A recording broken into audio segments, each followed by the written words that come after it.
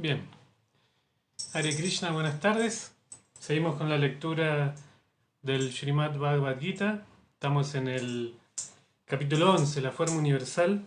Así que vamos a proseguir con el estudio, con la lectura. Ante todo quiero agradecer, muchísimas gracias a Chitra Prabhu nuevamente por la invitación, por este muy lindo servicio que está haciendo de organizar las clases. ISKCON Buenos Aires también. Él como representante de ISKCON Buenos Aires me está invitando, y a todos los demás oradores también, a dar estas charlas, estas clases de Bhagavad Gita online. Bien, entonces ahora vamos a cantar el Jai Ramadava. Muy breve, muy cortito. Yo sé que en este sistema online a veces el cantar no agiliza, no dinamiza, digamos, la lectura. Pero vamos a cantar. Abhay Hari, mi hijo, siempre me quiere acompañar, me dice: ¿hoy con qué instrumento te acompaño? Y muchas gracias. ¿Hoy con qué instrumento te acompaño? Y entonces él hoy eligió la pandereta y ahí vamos a cantar el Jai Ramadava. Entonces,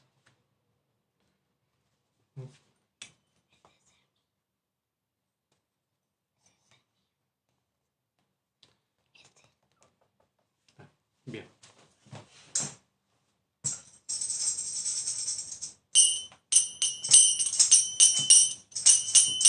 Jayo Radha Madhava Kunja Vihari Gopikana Vallabha Girivaradhari Yashodanandana Vraja Jana Ranjana Yamuna Tira Vanachari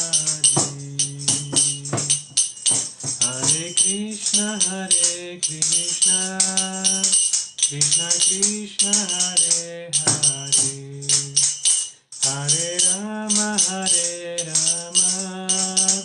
Rama Rama Hare Hare Hare Krishna Krishna Krishna Hare Hare Hare Rama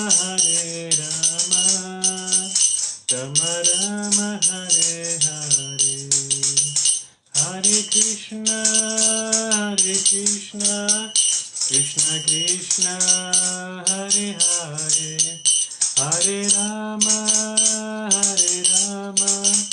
Rama Rama Hare Hare Jaya Gauranita Jaya Gauranita Gauranita Jaya Gauranita Jaya Prabhupada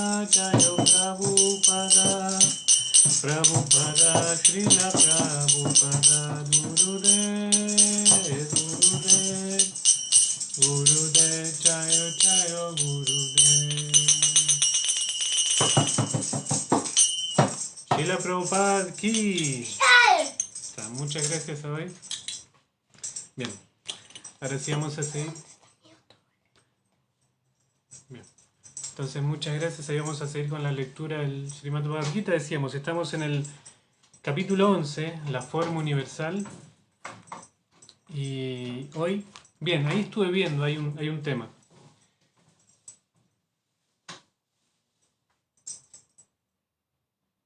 Hay un tema ahí. Recién acabo de escuchar el audio que me mandó Chitra cuando me invitó a dar la clase. Y en el audio se menciona que hoy toca el texto 3 del capítulo 11. Pero ahí estuve viendo que la clase anterior fue la clase de Gokulananda Prabhu, y él dio el texto 1, por ende faltaría la clase del texto 2. Entonces ahí no sé si bueno, no, porque él dio la clase el martes, los miércoles no hay clases. Entonces ahí nos saltamos un texto, el texto 2. Así que, qué bien. Entendiendo que a mí se me pidió que leyera el texto 3, voy a leer también el texto 2, porque no sé si vi mal en la página o qué, pero me parece que no se leyó el texto 2. Así que vamos a leer el texto 2 y después el texto 3, y vamos a tratar de dar una apertura, digamos, al conocimiento que se habla en el texto 3. Bien. Entonces, vamos, un mantra de invocación. Om Namo Bhagavate Vasudevaya. Om Namo Bhagavate Vasudevaya. Om Namo Bhagavate Vasudevaya. Entonces el texto 2 dice: Vavapsya yo hi bhutanan shruto vishtara shumaya tvata kamala patraksha mahatmyana pichavyayam. Entonces la traducción es: Oh tú, el de los ojos de loto, te he oído hablar en detalle acerca de la aparición y desaparición de cada entidad viviente, y he comprendido por completo tus inagotables glorias. Significado: por su divina y amorosa gracia, Advait Charanaravinda Bhaktivedanta Swami Maharaj Srila Prabhupada Ki Jai. A causa de su júbilo, Arjuna se refiere al Señor Krishna como el de los ojos de loto. Los ojos de Krishna se parecen a los pétalos de una flor de loto.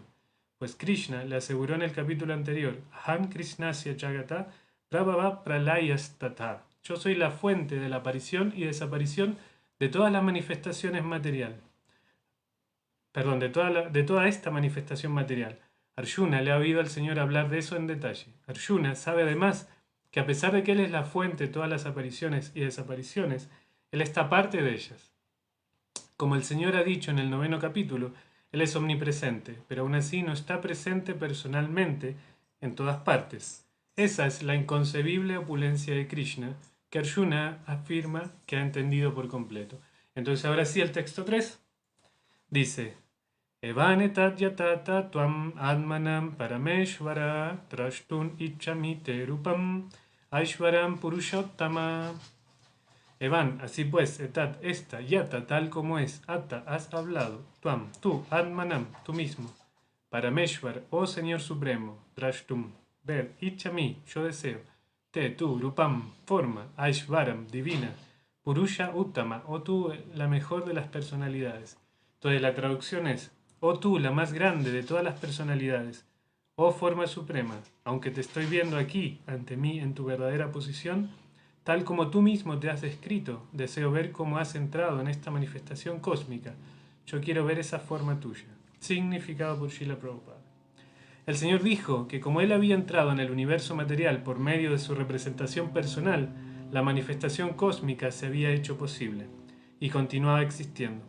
Ahora bien, en lo que respecta a Arjuna, a él lo inspiran las declaraciones de Krishna, pero a fin de convencer a otros que en el futuro puede que piensen que Krishna es una persona ordinaria, Arjuna desea verlo de hecho en su forma universal, para ver cómo él actúa desde dentro del universo, si bien está aparte de él. Que Arjuna se refiera al Señor como Purushottam también es significativo, puesto que el Señor es la suprema personalidad de Dios. Él está presente dentro del propio Arjuna, por lo tanto, él conoce el deseo de Arjuna y entiende que Arjuna no tiene ningún deseo especial de verlo en su forma universal, pues Arjuna se siente totalmente satisfecho de verlo a él en su forma personal de Krishna. Pero el Señor también puede entender que Arjuna quiere ver la forma universal para convencer a otros. Arjuna no tenía ningún deseo personal de que se le diera una confirmación. Krishna también entiende que Arjuna quiere ver la forma universal para establecer un criterio, ya que en el futuro habría muchísimos impostores que se habrían pasar por encarnaciones de Dios. Luego la gente debe ser cuidadosa. Aquel que dice ser Krishna debe estar dispuesto a mostrar su forma universal, para confirmarle a la gente lo que alega. Om Akyanatimiranda Syakinanchana Shalakaya Chakshuru Militan Yanatasmai Shri Gurave Namaha. Yo nací en la más oscura ignorancia y mi maestro espiritual me ha abierto los ojos con la antorcha del conocimiento. A él le ofrezco mis más humildes y respetuosas reverencias. Namo Vishnu Padaya Krishna Prashtaya Bhutale Shrimate Viravahu Prabhuriti Namine Shri Shri Vrindata Virapada Pankajayane Prabhupada Nuvadaya Namaha Shri Viravahai. Namo Vishnu Padaya Krishna Prashtaya Bhutale Shrimate Bhaktivedanta Swaminiti Namine Namaste Sarasvati Devi Gaurvani Prachanine Nirvishesha Shunavadi Paschatya Deshadarine.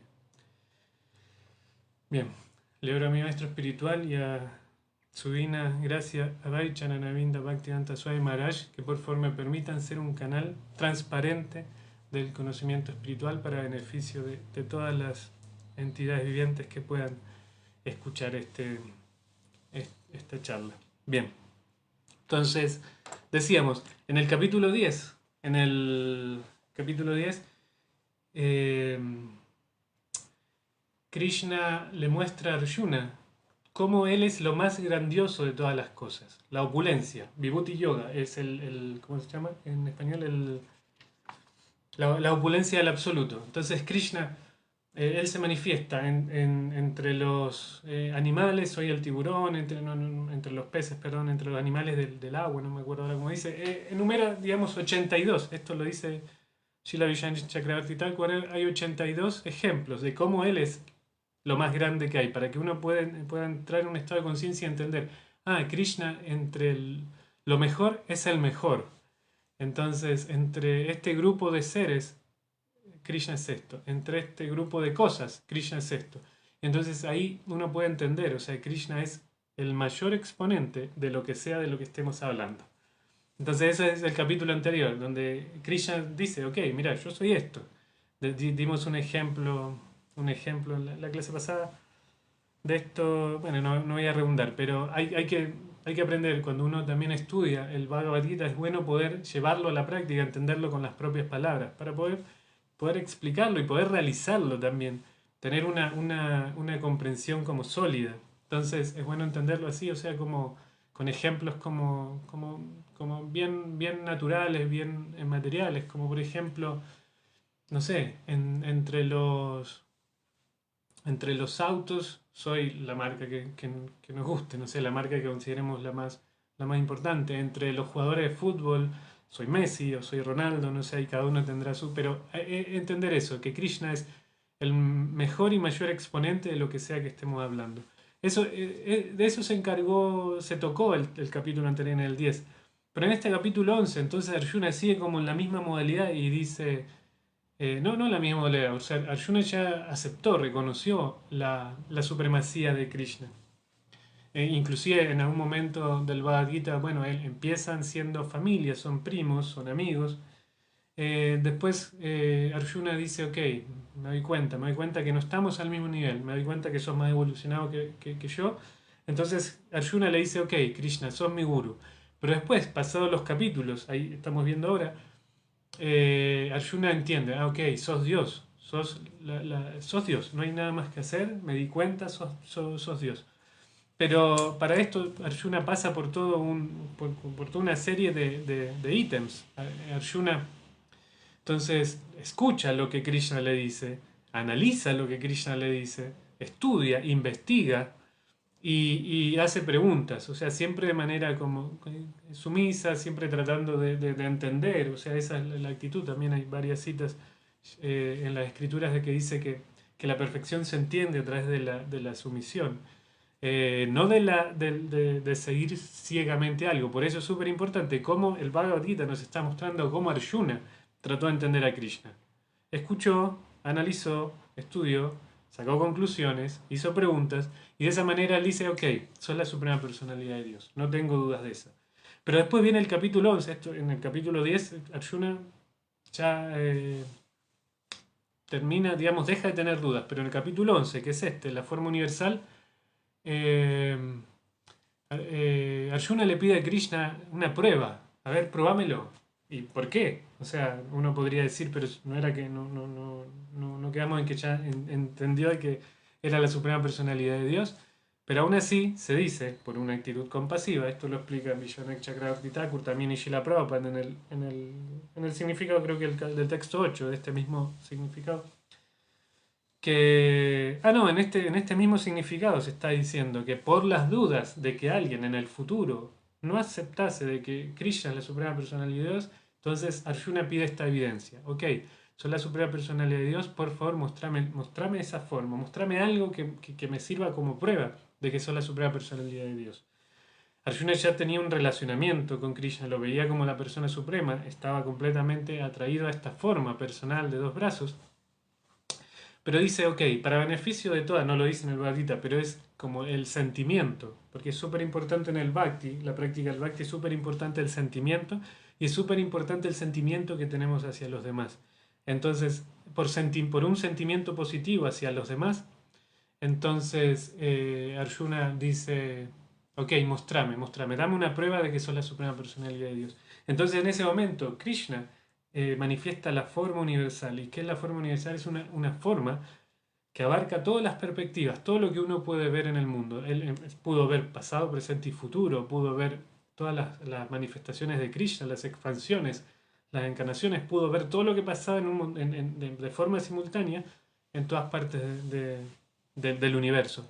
Entonces, no quiero hacer spoiler, pero más adelante en el capítulo 11, Arjuna va a decir, ok, listo, no quiero más, no me muestres más esta forma, porque, ok, pudo ver, es verdad, sos la suprema persona de Dios, me lo mostraste, lo pude ver, pero esto no permite el bhakti, porque decíamos que el bhakti requiere de un sentimiento, un relacionamiento, y cómo nos podemos relacionar con una forma tan grande. También la forma universal también se describe como una forma de entender la naturaleza y todo el mundo material como Krishna. ¿Okay? También en la escritura, en el Srimad Bhagavatam, en el canto 2, se va explicando cómo ver la forma universal de entender, ¿okay? Las montañas son la columna de Krishna, tales partes son los pies, tales partes son la cabeza, ¿okay? Es una manera de analizar la, la, la, la grandeza, claro, lo grande que puede ser la suprema personalidad de Dios. Pero aún así no es la forma perfecta. Digamos, la forma perfecta requiere un relacionamiento. Esa es la clave del Bhakti Yoga. Decíamos en capítulos anteriores, se va presentando el yoga de distintas maneras. Se habla, se habla del Karma Yoga en un principio. ¿Qué es el Karma Yoga? Es entender nuestra naturaleza psicofísica. Nosotros venimos al mundo con una naturaleza psicofísica. O sea, como dice Bhaktivinoda Thakur en un poema, dice una mente malvada, dice, bueno, palabras por ahí se usaban en esos tiempos, quizás hoy sonaría un poquito más fuerte, pero dice, esta mentalidad mía, mi mentalidad materialista, mi mentalidad malvada, dice en el poema Bhaktivinoda Thakur, me ha traído a este mundo. ¿Por qué? Porque este mundo material es la corporificación, es cómo se densifican nuestros pensamientos. El mundo material se manifiesta a través de pensamientos. Primero está entonces el alma espiritual en su estado puro se identifica con una cobertura de ego falso, cree que es algo que no es, y ese ego falso va manifestando distintos entendimientos psicológicos sutiles. Y esos pensamientos, ese mundo sutil, digamos, ese mundo de pensamientos, va generando, digamos, nuestro mundo físico, nuestro mundo tangible. Entonces, por eso Bhaktivinoda Thakur en este poema decía, una mente malvada me ha traído a este mundo. ¿Por qué malvada? Porque si nosotros estuviésemos en nuestro estado natural, no tendríamos necesidad de venir a este mundo, un mundo de competencia, un mundo muy competitivo, un mundo donde es finito, donde hay un comienzo y un final. El Srimad Bhagavatam también habla que este mundo material hay una calamidad a cada paso. Y si estas calamidades no nos pasan a nosotros, si nosotros no somos víctimas de absolutamente nada malo, en el mundo material va a haber algo malo sucediéndole a alguien. Esa es la naturaleza de este mundo material. Siempre va a haber algo que no quisiéramos ver que está sucediendo, ya sea en nosotros o ya sea en otro lado, otra persona. Entonces, por más que nuestra vida sea completamente perfecta, cosa que igual es imposible en este plano material, igualmente esto le puede estar sucediendo a otra entidad viviente. Entonces, analizar esto nos vuelve inteligente y nos vuelve con la capacidad y la actitud de darnos cuenta que este no es un mundo natural, digamos, no es nuestra naturaleza. Porque vamos a estar en un mundo donde nosotros terminamos sufriendo. Entonces cuando nosotros entendemos eso, cuando entendemos que este mundo genera sufrimiento, ya sea a nosotros o a un otro, digamos, ahí nos empezamos a preguntar, ¿para qué es todo esto? Pero bueno, eso ya es Jnana Yoga, es otro tipo de yoga. Entonces, el primero, el Karma Yoga, es entender nuestra naturaleza psicofísica, o sea, nuestra parte intelectual, mental, psicológica y nuestra parte física. Ok, vine a este mundo. Tengo la capacidad para utilizar la mente de esta manera y tengo la capacidad para utilizar el cuerpo de esta manera.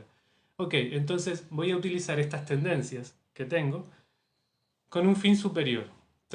Voy a hacer lo que sé hacer, digamos, lo que nací para hacer, con un fin superior, entregándoselo a Krishna, entregándoselo a Dios, entregando en actividad de beneficencia, además, eso es karma yoga.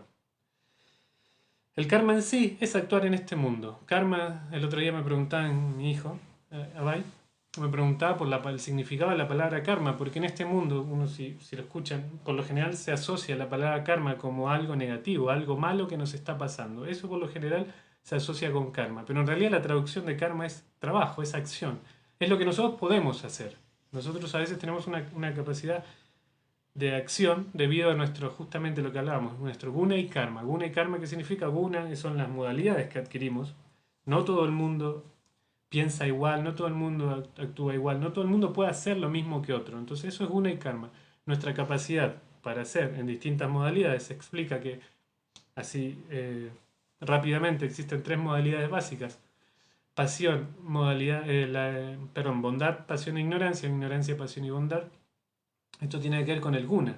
Hay personas que por ahí nacen con una tendencia a degradarse, más modalidad de la ignorancia, personas que tienen una tendencia al trabajo excesivo, a hacer cosas siempre, eso es modalidad de la pasión. Hay personas que vienen a este mundo con una comprensión clara de las cosas, o más clara. Eso es bondad. Y después está el karma, ok. Nosotros venimos en un lugar específico, en una ciudad específica, en un medio ambiente específico, y hay personas que también están en el mismo medio ambiente, en el mismo lugar, en el mismo lugar, pero las personas actúan de manera diferente. ¿Por qué? Por una, porque una está más en la modalidad de la ignorancia, entonces ante una misma situación se aflige, se deprime, perdón. Otra persona ante la misma situación busca soluciones, busca, trabaja, actuar, y otra persona entiende, ok, estoy en esta situación por esto. ¿Cuál es el aprendizaje de todo esto? Esa es la modalidad de la bondad, y el otro, el que trata de buscar una solución quizás de una manera como desproporcionada, a veces es modalidad de la pasión. No, no desproporcionada, pero con una necesidad imperiosa, digamos, no una actitud reflexiva. Quizás la actitud reflexiva es la modalidad de la bondad. Entonces, ¿por qué vine con esto? Porque estaba explicando que en el Bhagavad Gita se explican los distintos tipos de yoga. Entonces al principio está el karma yoga, ok. Vine a este mundo en un medio ambiente definido, con unas capacidades definidas. ¿Qué puedo hacer con esto? Ok, lo destino a un bien superior, karma yoga. Después entonces se empieza a explicar, digamos, el jnana significa conocimiento, el jnana yoga, o sea, cómo buscar conocimiento, o sea, preguntarse, ¿de qué se trata todo este mundo? ¿Qué es lo que vinimos a hacer? ¿Por qué pasan estas cosas? Y uno empieza a analizar, y al darse cuenta, y ahí viene otra vez el análisis, ok, estamos en un mundo donde todo termina, digamos, de manera de manera trágica en un sentido. No quiero volcar la conversación en un modo pesimista. A veces se dice que los practicantes de Bhakti somos un poco pesimistas. Todo lo contrario, digamos. Estamos hablando de un mundo reducido, de un pequeño espacio reducido, donde las cosas no funcionan, para poder entender que hay un mundo que es mucho más grande, que aplica, digamos, en otro nivel, en un nivel en un plano infinito, digamos. Se dice, justamente hoy estaba escuchando una clase de mi maestro espiritual que le explicaba que a niveles matemáticos, en entendimiento matemático, este mundo es un mundo de tres dimensiones. Pero se explica el mundo espiritual es un mundo de cuatro dimensiones. Pero se lo hice como para poder entender eso. Puede ser un mundo de más dimensiones.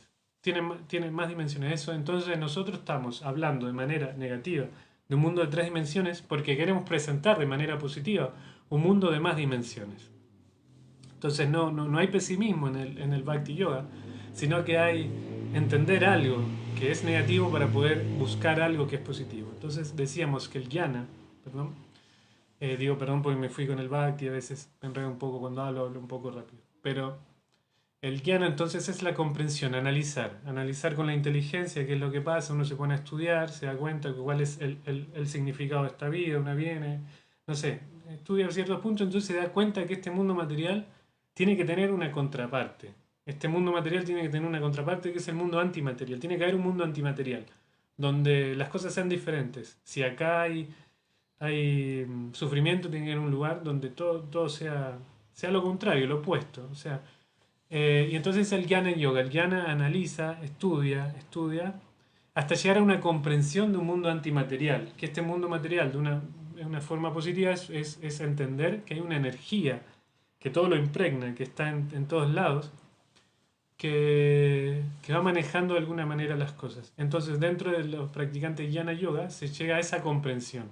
El karma yogi solamente tiene la comprensión bueno, en situaciones básicas de estos yogas. El karma yoga entonces actúa de acuerdo a su tendencia psicofísica, el jnana yoga utiliza su intelecto para poder entender otras cosas y llega a la comprensión quizás de que existe una energía omnipresente, omnipenetrante que está en todos lados, que en las escrituras sagradas antiguas de la India se le dice Brahman. Hoy en día también puede ser algo así como, espero bueno, no vamos a ir con mi análisis.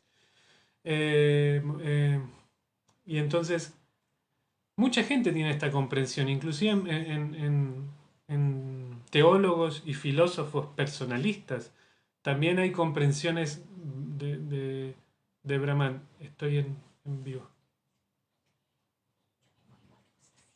Ok. Bien. Entonces,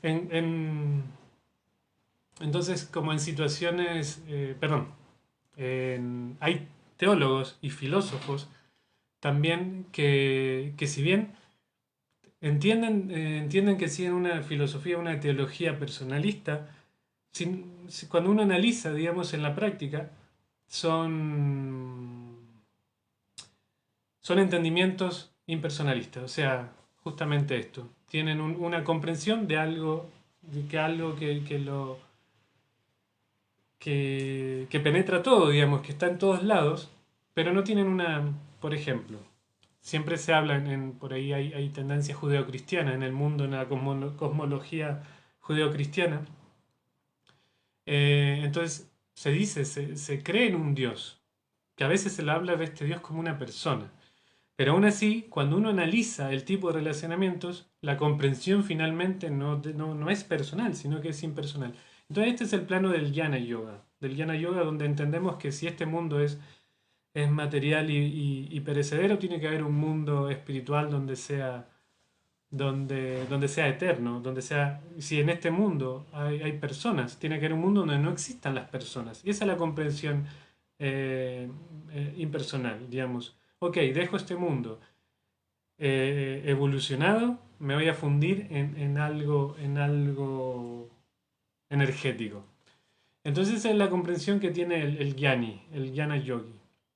Mónica Ledesma Hare Krishna.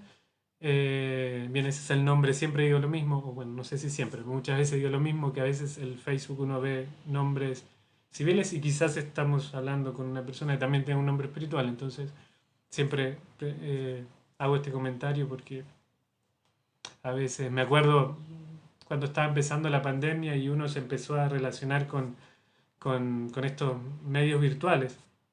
Yo vivo en Chile hace como 12 años, entonces esa misma cantidad de tiempo no estuve en Argentina. Entonces de repente veía que se estaban como dando clases virtuales, online en Argentina, entonces por ahí me metía y saludaba y todos veían Juan Irala, Juan Irala, es como que se iban pensando quién es Juan Irala, y saludaban nada más. Entonces después dije, como me di cuenta que no me reconocían con el nombre, entonces me puse Hari Murari, Juan Irala, y ahí cambió, digamos, Hari Murari, ¿cómo estás? Esto, lo otro.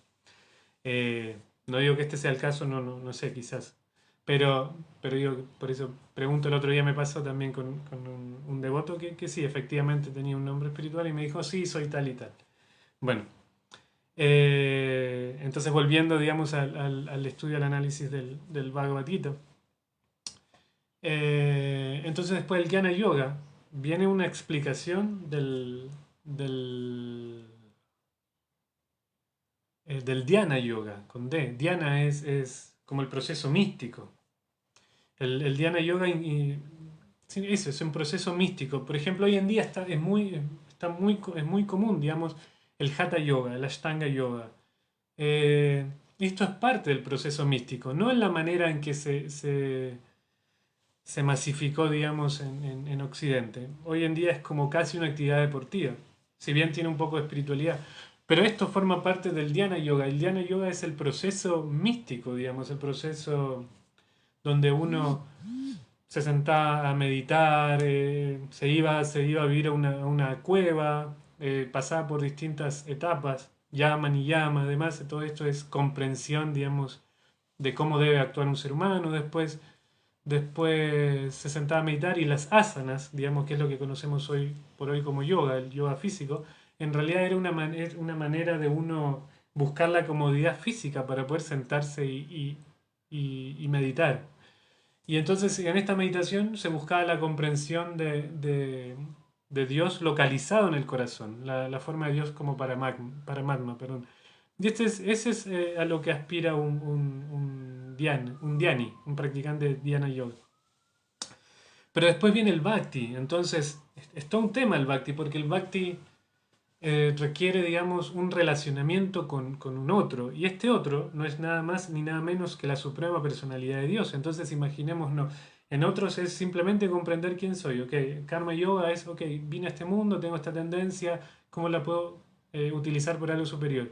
El jnana yoga es utilizar todo lo que esté al alcance de conocimiento para poder entender que existe algo diferente al mundo material. Y el dhyani se evoca, digamos, en prácticas de meditación profunda y demás para entender que sí, que existe una energía superior que se manifiesta en el corazón como, como Paramatma, una forma de Dios que está situada en el corazón. Pero el bhakti yogi, el bhakti yoga significa tener un relacionamiento con la suprema personalidad de Dios. Entonces todo cambia, todo se vuelve diferente. Los demás procesos son un poco difíciles. Arjuna dice, controlar la mente. Todos los demás procesos, o sobre todo el dhyana yoga, requiere controlar la mente. Arjuna dice, controlar la mente para mí es dificilísimo, es imposible. Entonces, ¿qué hago? Entonces ahí es cuando Krishna presenta de alguna manera bueno, se habla de Buddhi Yoga antes que Bhakti Yoga. El Buddhi Yoga se lo presenta a veces como Bhakti Yoga. ¿Y qué es esto? Hace un tiempo atrás, bueno, un año atrás, quizás un poquito más, estaba escuchando una charla de un profesor. En Estados Unidos hay varios devotos que son profesores universitarios. También en Europa, también en Inglaterra, sobre todo. Entonces, estaba escuchando a uno de estos devotos que es profesor en una universidad, ahora no me acuerdo cuál, y él estaba explicando cómo en la India, en la filosofía de la India, hay dos puntos que son como bien marcados. El Dharma, que es el deber. En India, por ejemplo, a nivel filosófico, todo el mundo entiende que es el deber. O sea, ok, vine a este mundo con este deber que cumplir. Muchas veces en las castas bajas se habla, es un poco, no es muy agradable tener que hablar de estas cosas en estos tiempos, o sea, de castas, pero bueno, todavía hay lugares donde existen las castas y demás, entonces muchas veces se le habla a alguien de casta baja y uno puede escuchar que está satisfecho con lo que vive, porque ese es su dharma, él entiende que es su dharma. Entonces hace lo que tiene que hacer buscando en su próxima vida elevarse en su estatus social. Y después, pero por otro lado, hay otro ítem bien importante que es el vairagya, la renunciación. Entonces, ¿cómo hay dos puntos filosóficos bien importantes dentro de lo que se puede llamar hinduismo, que son el dharma y la renunciación? O sea, hay que hacer lo que hay que hacer, pero hay que renunciar también. Entonces, pero todo esto de una forma magistral, Krishna lo armoniza en el Bhagavad Gita en la forma de Buddhi Yoga. Buddhi significa inteligencia. Y esto es justamente hay que actuar con nuestras tendencias para complacer a Krishna. Y eso también se transforma en Bhakti Yoga. Entonces, eh, entonces, y ahí empieza todo otro mundo, el Bhakti Yoga. El Bhakti Yoga a veces, claro, parte del Dhyana Yoga se puede comercializar como el Ashtanga Yoga, Hatha Yoga, un yoga físico, parte de, no se obtiene, pero el Bhakti Yoga implica todo un cambio radical en la vida de uno, en un sentido, en otro sentido no, uno sigue siendo el mismo, pero el cambio radical pasa por la conciencia. Ok, sigo siendo el mismo, me gusta estudiar, hay algunas personas que me gusta estudiar, siguen estudiando, me gusta trabajar manualmente, sigo trabajando, pero hay un cambio en la conciencia. La conciencia ya no piensa más en términos de yo y mío, en un sentido, sino que empieza a pensar en términos de conectarse uno con Krishna, con la Suprema Personalidad, y cómo conectar a los demás. Eso es una de las partes más interesantes del Bhakti Yoga. Krishna dice también en el Bhagavad Gita que aquel que enseña esta ciencia es muy querido por mí.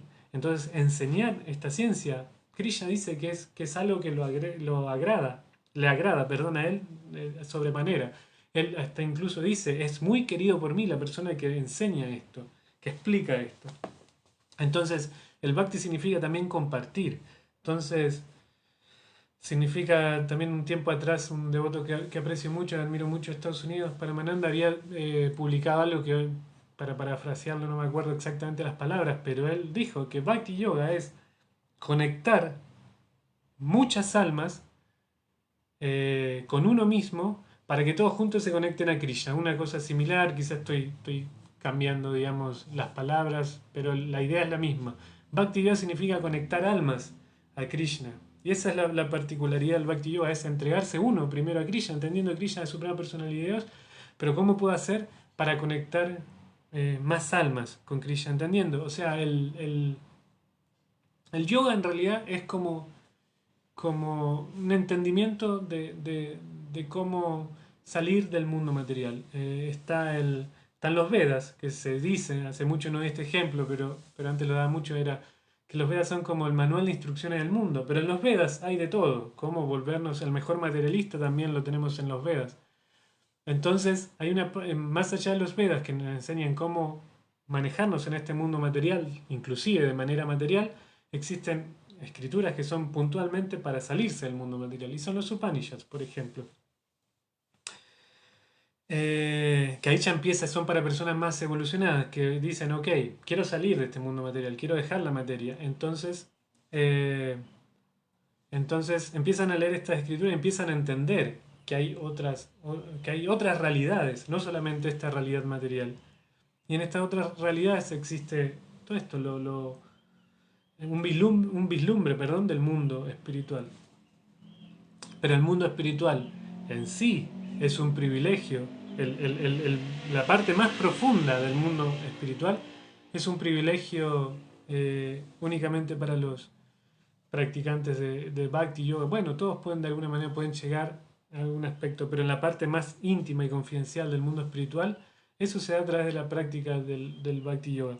Entonces, después de los Upanishads, también existe el Mahabharata, y dentro del Mahabharata está el Bhagavad Gita. Y el Bhagavad Gita es donde se nos empieza a explicar acerca de Krishna. Ahí podemos ver a Krishna y podemos empezar a entender que podemos tener un relacionamiento con Krishna.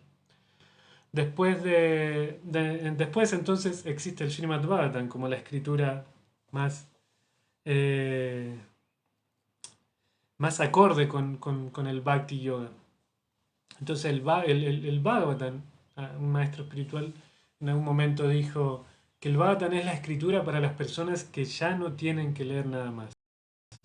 ¿A qué me refiero con esto? Obvio que tienen que leer el Bhagavatam, pero esas son personas que en este mundo material ya no tienen más que buscar a nivel conocimiento, pues ya conocieron lo más importante, que es la necesidad de tener un relacionamiento con Krishna, con la Suprema Personalidad de Dios. Cuando uno tiene la necesidad de tener un relacionamiento con Krishna, ahí se abre el mundo del Srimad Bhagavatam y ahí uno empieza a buscar, digamos, conectarse con algún aspecto personal de la Suprema Personalidad de Dios. Y esa es la finalidad del Bhakti.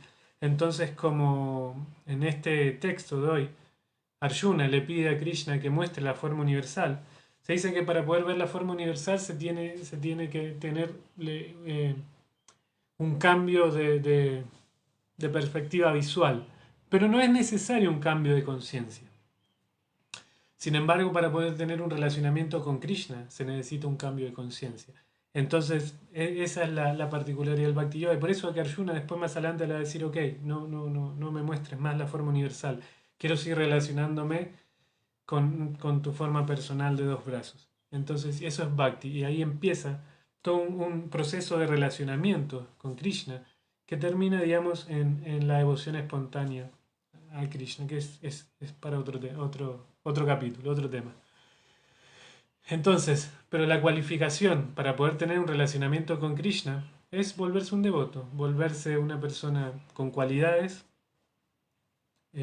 humilde, como dice el Shikshastaka, Trinadapi Nichenata, Rarapi Sanginunama, Manadena, Kirtaniya Sadhari, ser más humilde que el pasto de la calle y más tolerante que un árbol.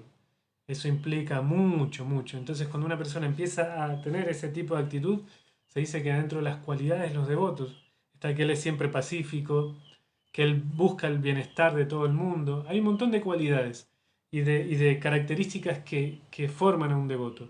Pero entre todas esas características, hay 44, más o menos hay 5 que son las más importantes, que uno es asociarse con devotos, cantar Hare Krishna, leer el Srimad Bhagavatam, vivir en un lugar sagrado y me estoy olvidando de uno, pero bueno, en fin. Lo más importante es el canto de los santos nombres, que no hablamos mucho de eso hoy, pero es la... El Bhagavad Gita fue hablado por Krishna y nos está enseñando cómo recordarnos a Krishna. En muchos capítulos del Bhagavad Gita termina diciendo, la perfección de la vida es recordarme, la perfección de la vida es recordarme. Pero Sri Krishna también apareció más adelante en Kali Yuga como Sri Chaitanya Mahaprabhu. Y como Sri Chaitanya Mahaprabhu, él dijo que más allá de recordar a Krishna, hay que cantar los santos nombres de Krishna. Y uno por cantar los santos nombres de Krishna, esto se describe en el Harinam Chintaman y Bhaktivinoda Thakur dijo que por cantar los santos nombres de Krishna se empieza a revelar todo, la forma de Krishna, las cualidades de Krishna, y uno automáticamente tiene el recuerdo, empieza a tener el recuerdo de Krishna. Y entonces, vamos a ver la hora, estamos bueno, más o menos para hacer una hora, que es más o menos el estándar, faltan como 15 minutos. Como en estos tiempos es muy diferente como cuando empezó la pandemia, que había mucha gente conectada, ahora no hay tanta gente, ahora el fin, digamos, más que todo es que quede grabado y que la gente después lo pueda escuchar en otros momentos. Entonces, ahora, si existiese alguna pregunta, pido por favor que se haga ahora, o si no, vamos a seguir un poquito más. Eh, Por mi parte no tengo mucho más que decir, más que un pasatiempo que estaba recordando, que en relación a esto, a las cualidades que requiere un devoto para poder avanzar en la senda del Bhakti Yoga, y también relacionado con el texto de hoy y el capítulo en el cual estamos adentrándonos, que es el capítulo 11, que es la forma universal. Hay una vez, y ya que mencionamos a Sri Chaitanya Mahaprabhu, una vez donde Sri Chaitanya mostró su forma universal también a Advaita Acharya. ¿Y esto cómo se dio? Se dio como en el contexto hay un pasatiempo, todos sabemos que Sri Chaitanya Mahaprabhu es Krishna y quienes cumplen, digamos, la función de padre, madre de Krishna no son seres ordinarios tampoco. Pero en una oportunidad, entonces, la madre del señor Chaitanya se enojó y dijo alguna palabra ofensiva contra Advaita Acharya. Si mal no recuerdo ahora fue porque Advaita Acharya como que lo introdujo en el Bhakti y por lo tanto lo introdujo fue de alguna manera el causante de que él tomara sannyas, que sannyas es una persona que renuncia al mundo y que vive solamente para predicar, tiene una vida monástica.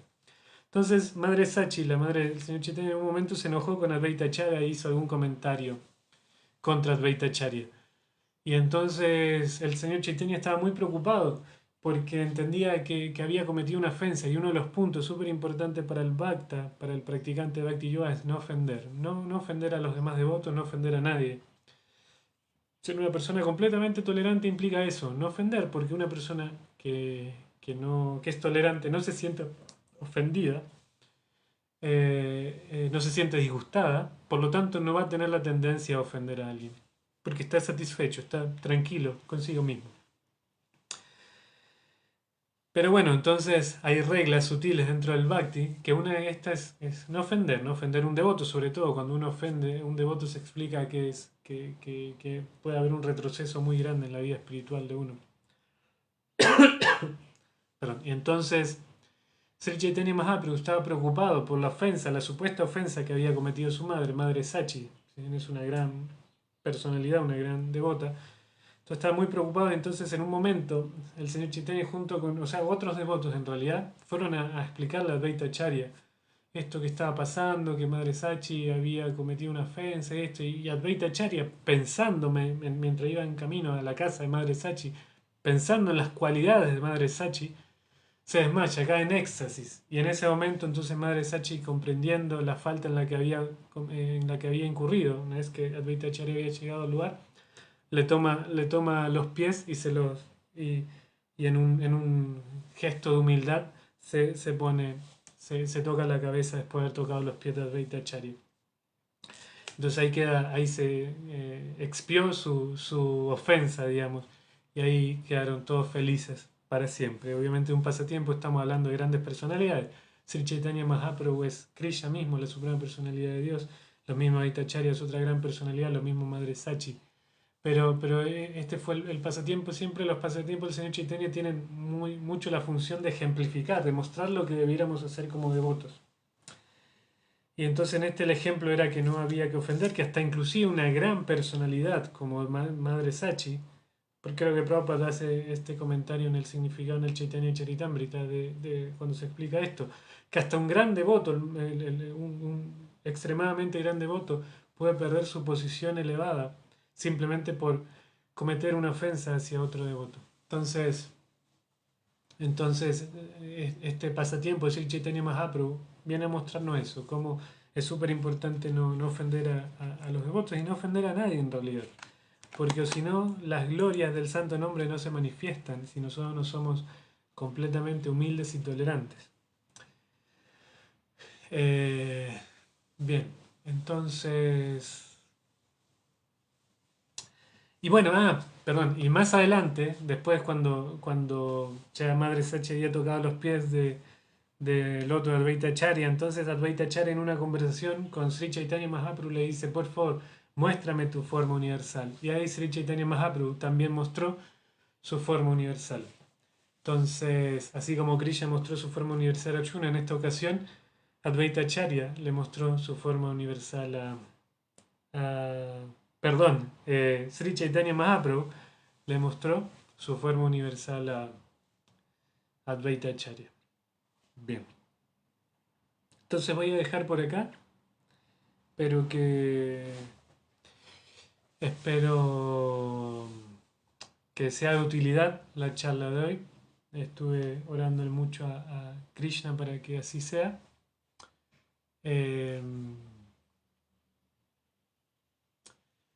Es súper importante hablando de guna y karma. Muchas veces, sobre todo nosotros los argentinos, sobre todo, muy sobre todo, a veces somos muy, con guna y karma nosotros tenemos como esta actitud un poco, somos extremadamente buena onda, buenas personas, no me cae en duda, pero a través de nuestra idiosincrasia, nuestro guna y karma, a veces nosotros somos muy yo y estamos hablando del plano del yo, digamos, somos muy, ¿cómo se dice? Autorreferentes, ese es el punto. Entonces, utilizando este guna y karma argentino, entonces a veces trato de que esta autorreferencia, no fue el caso de hoy creo que no hablé de mí en la clase, pero muchas veces doy ejemplos personales, justamente utilizando este guna y karma de manera consciente de Krishna y tratando de purificar, digamos, esta tendencia que tengo como argentino y que tenemos muchos de las personas nacidas en Argentina. Entonces, ¿a qué iba con esto? Que entonces hoy, antes de dar la clase, estuve como intensificando mis oraciones para poder ser un canal transparente del mensaje divino de la conciencia de Krishna y tratar de no interferir este mensaje con mis contaminaciones de guna y de karma. Muchas veces dar clases o hacer cualquier actividad espiritual. Uno cuando hace una actividad espiritual está como purificándose, además de hacer la actividad que nos eleva, también uno está purificando, digamos, las tendencias que uno trae de distintas vidas, de muchas vidas. Entonces, eso se denomina técnicamente la etapa de... ¿qué pasa? La etapa de Anartha Nivriti, cuando nosotros estamos limpiando el corazón todavía. Entonces, muchas veces nosotros estamos haciendo una actividad espiritual muy elevada, pero también estamos limpiando el corazón. Entonces, esto mismo pasa cuando uno da clases. Yo siempre me consideré que es mi aporte más importante en conciencia de Krishna, no porque sea experto en esto, lo sea o no lo sea, sino porque es lo que más me motiva para hacer en el servicio de conciencia de Krishna. Entonces, muchas veces me pasa, en algún momento, la otra vez comentaba un poquito esto, que en un momento de mi vida me sentía muy seguro para dar charlas, en otro momento no tanto, y ahora en un proceso más reflexivo e introspectivo de la vida trato de que si bien tengo todas estas tendencias, trato de poder ser un canal como transparente, de llevar el conocimiento. Y muchas veces, esto lo tengo que decir, busco, porque como decíamos, Bhakti se trata de buscar la manera de ayudar a otro. Muchas veces busco otras formas, no tanto la tradicional. Siento que a veces la tradicional nos está estancando un poquito. A veces, no siempre. Por eso es que ahora hay otras tendencias, también hay otras maneras de mostrar el Bhakti Yoga que están funcionando con distintos resultados en distintas partes del mundo. Y entonces en este afán, perdón, de buscar como distintas maneras de presentarla, bueno, siempre la misma, me siento y hablo, pero a veces también trato de presentar el Bhakti de una manera y después termino la clase y digo, no me gustó tanto, y después lo presento de esta manera y digo, sí, este me gustó un poquito más, pero no.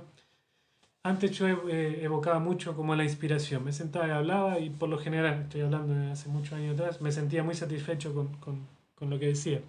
Ahora estoy en una etapa donde estoy buscando cómo hacer más sólida la, la presentación del Bhakti Yoga y pueda inspirar a más almas, más personas. Entonces,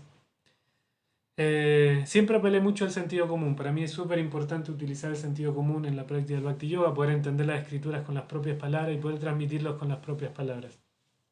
Bueno, me estoy, me estoy dilatando en la charla con cosas que por ahí, pero estoy como una de las prácticas del Bhakti Yoga es poder manifestar la mente eh, a otro. Entonces, en este momento estoy manifestando como a veces trato de presentar la filosofía de una manera que sea atractiva para la gente. El otro día me hizo mucho sentido algo que escribí, un comentario a una clase que dio Muktinat Prabhu. Y alguien dijo, qué agradable que es escuchar a alguien que presente la filosofía de forma simple, con palabras que todos entendamos. Y dije, claro, muchas veces, a veces nos complicamos con términos filosóficos y demás, y a veces no queda accesible a todo el mundo. Y a veces lo contrario, a veces lo hacemos tan accesible que hay personas que son más filosóficas, dicen, necesito escuchar más filosofía. Entonces, es todo un tema. Hoy en día hay como una diversidad de formas de presentar el Bhakti Yoga y vamos con todo, con todas las formas. Siempre y cuando no se esté presentando algo incorrecto, todas las formas son válidas. Hay que aplaudir todas las maneras en que se pueda entregar Bhakti Yoga, conciencia de Krishna. Y entonces, hace unos días, no sé si hoy o ayer, vi un comentario un extracto de un comentario que hizo a Indra Prabhu. No sé el contexto, no sé si está hablando de lo que pienso que está hablando, pero me imagino que sí. A Indra Prabhu estaba diciendo, Chay, Gustavo, mis reverencias. Entonces ahí a Indra Prabhu estaba mencionando de cómo